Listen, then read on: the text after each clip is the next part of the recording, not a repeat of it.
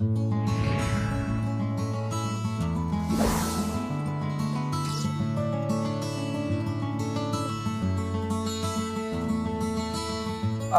just tell us about this because it's important. You know, you have the fun side of you, but you're a really great person.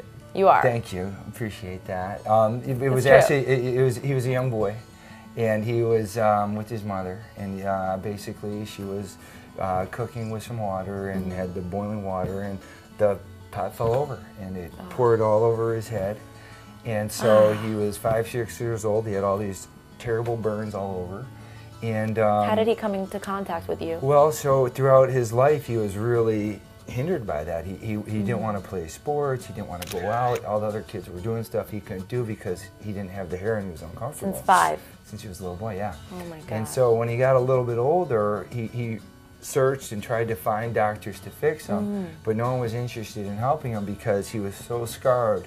Nobody They didn't know what to do. Well, either they didn't know what they didn't know what to do, or they were hesitant to do it because they didn't want the liability. Right. Because once you start that case, then you own it, and so it's a risk. You're taking a risk every time you touch somebody. But you took that risk. That's what I do. It's my pleasure to do that. So how old was he when he came to you? He was probably about 28-ish when he came to me. Okay. Yeah, and so because he was in another country, he searched all over Europe trying to find a doctor. He literally went all over, couldn't find anybody.